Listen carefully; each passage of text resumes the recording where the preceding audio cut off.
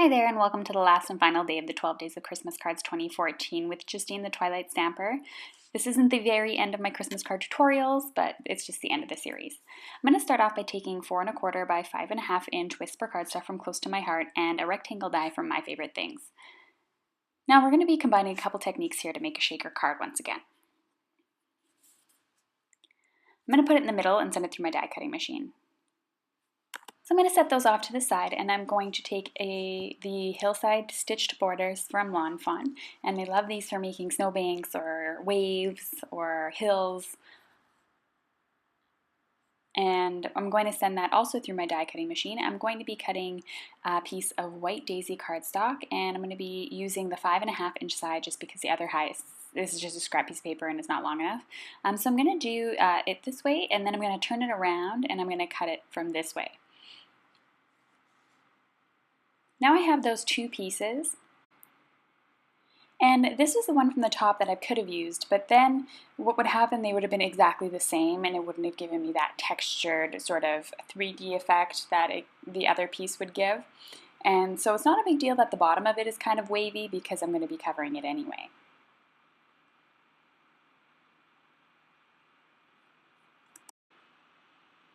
Alright, so I'm just going to trim those down to 4 1/4 inch to fit on my front panel. I'm just going to cut them both at the same time. I'm going to attach them to my card front. As you can see, this is very similar to one of the shaker cards that I created in another one of the 12 Days of Christmas series, but I really like the fact that I changed the color palette and I changed it up just a little bit.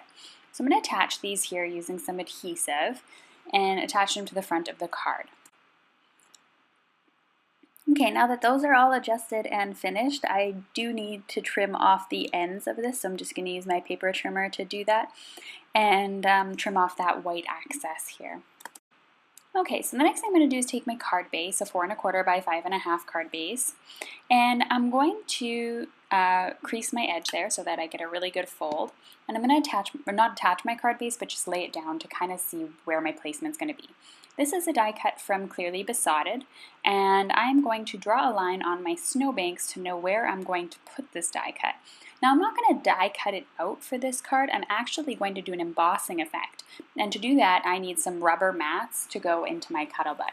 It took me a little while to figure this out, one because it's my first time using it, and two because I don't have a C plate, just in case anybody's feeling generous for Christmas. I need a C plate for my Cuttlebug. Anyways, so I put the A and the B mat down, and then I actually attached and figured out, I put that line, I put it a little heavier so I could see. I then had to add the die cut. I'm going to put some washi tape down on it.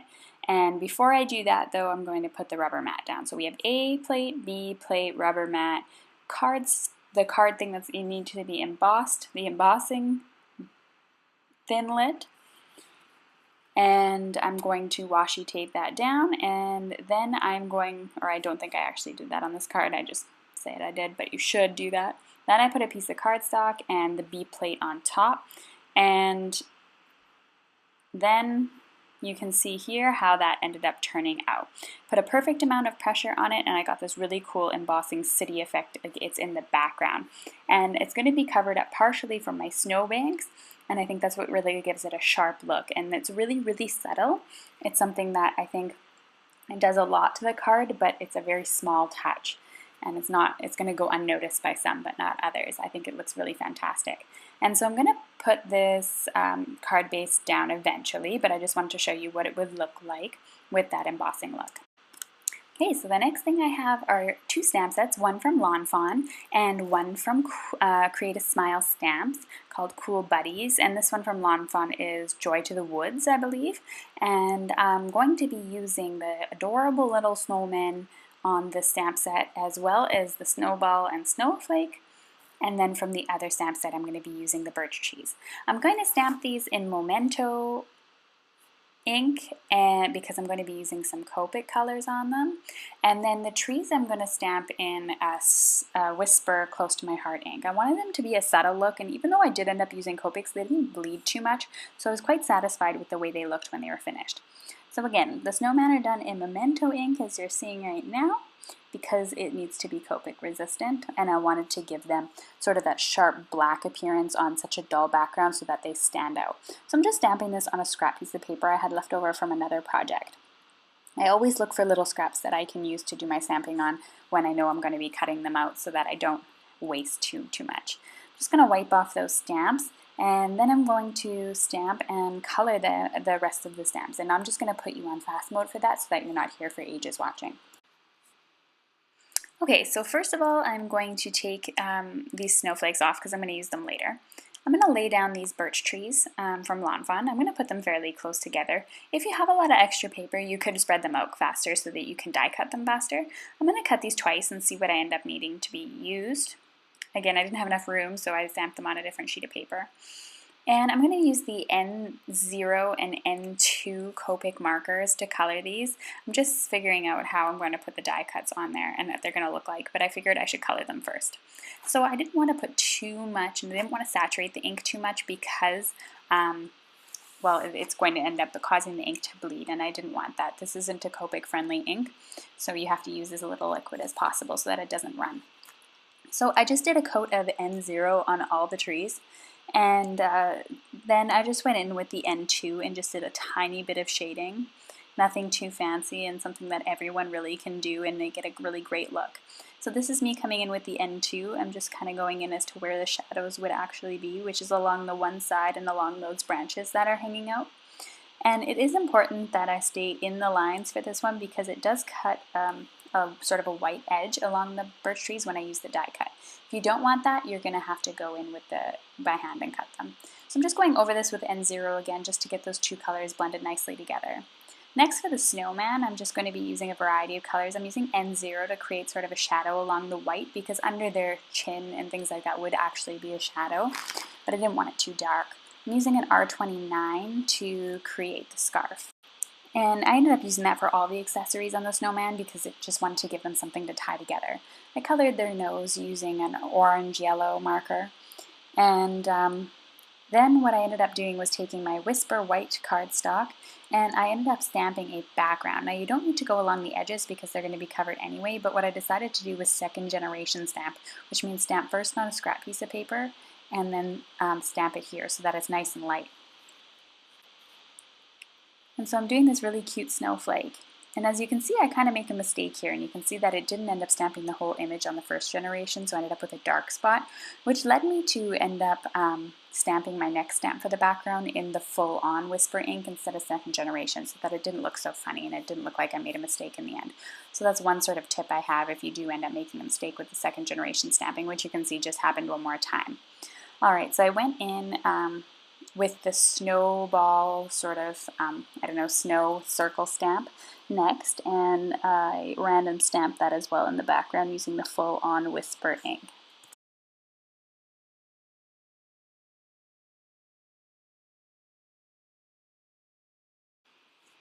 Alright, so that made my mistake look a little less dramatic. So the card front needs to not go on quite yet because we need to add the shaker stuff and we need to add in the plastic paper, which you'll see I make a major mistake in the next part, which is actually super funny, but I ended up fixing it, so it was all good. Alright, so the next thing I needed to do was grab some sequins. So my problem with shaker cards is that sometimes they end up sticking all to the bottom, so you could put a powder on the adhesive, but I like to stick a couple of sequins on as that they can kind of get stuck onto, if that makes sense, on the shaker card, so that when I photograph it and when it's standing there and it's there for people to see, they see some embellishments actually in the night sky. So that's one of the things that I really like to do. Now I kind of want to just take a look at how much space I have here to put in the shaker card and where I have to start putting the shaker card adhesive.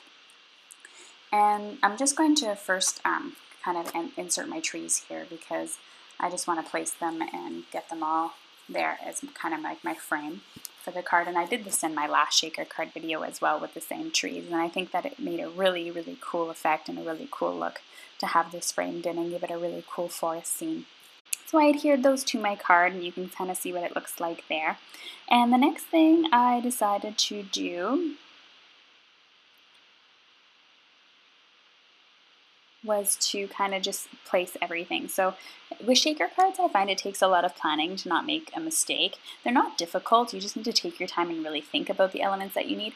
For example, right now is when you actually put down the plastic piece, your window, to your card. You don't start putting the adhesive on. That is a mistake that I made and I apologize. And so you'll see me after need to fix that mistake. So make sure that you do not do this step right away, that you put your window down first. So I'm using some shaker adhesive from Stampin' Up! That I ordered. I kind of like it. It's not my favorite thing. I think for a circle card it would be a lot better because it is rounded. But I really am low on 3D adhesive, another unfortunate thing that I need to get ordered. And yeah, so I ended up checking this out to see how it would work. It did go down fairly quickly and I was happy with the results. I probably, in the end, if I were to go back, I probably would have taken my embossing bag and I would have gone along the very edges of it so that no sequins ended up sticking to it, excuse me. And I ended up getting a little bit of a hole at the top, as you could see there, and I ended up fixing that with a bigger piece of the shaker adhesive, which probably wasn't the smartest idea either because you could see it in the end. So again, just make sure they're all touching all the edges, and I would just use a straight 3D foam tape the next time for this. If I had some on hand, I would have done that for sure. So again, make sure that you put the window down first so you don't make the mistake as I do. Okay, so I ended up adding this little piece here to kind of tuck in and reduce the fact that the shaker stuff might fall out. And it did work well, but if you look at the top card from the top, which not a lot of people do, you can see that pretty well, so I would have probably cut that in half had I done that before. Now here's that window sheet I was talking about that I forgot about that I need to get placed in. So I'm just going to quickly fix my mistake. Alright, now that I peeled off some of that adhesive and added my window, I didn't bother showing that in the video because it was over a minute and a half long, me trying to fix my mistake. These are some snowflake sequins from Simon Says Stamp. I don't really want to use any of the blue ones. I want to get more of the white ones out there. I have a variety of things that I'm going to be putting into the card, and I think that they all just give it a little extra something. And I love these sequins. I think they're fantastic for any card embellishment. I used some of these ones, as I said, and I'm also using several other ones. So the next one I'm going to be using is from Stampin' Up! And I just got these actually the other day, and I'm excited to get them used. And these are just a pure white, and I'm going to add some of those silver, really silver sequins as well to my card shaker. Alright, so now that I've got kind of a bundle of stuff there, I am going to take my card and actually press it to the card base. I find this is the easiest way to do it because I don't want anything to fall out, and you want to give it a good firm press down. And then you have all of your little snow that kind of shakes. And now we want to add those snowmen, I hope you didn't forget about those cute little guys, to the front of the card. Okay, another tip I have to not make the same mistake as I do is to stamp your greeting before you attach the snowflake or the snowbank. You should be able to do it no problem as long as you glued that down firmly and that it's not too uneven. I had really no problem stamping my sentiment, but to make sure, or to make a mistake at this stage of the game would have been disappointing. So I'm just going to add a small note in the beginning of the video to tell you to stamp your sentiment, and so that you don't run into that mistake. Alright, as you can see, I really didn't have an issue. I got a little bit of gray on top of the snowbank there, which isn't a crazy issue because I'm going to put the snowman there anyway, so it didn't turn out to be too much of a problem. Okay, so I'm going to take my three little snowmen and arrange them in the snowbank. I did a little bit of playing with these to get the proper placement that I really enjoyed, and I'll show you just in sort of fast mode what I ended up deciding on.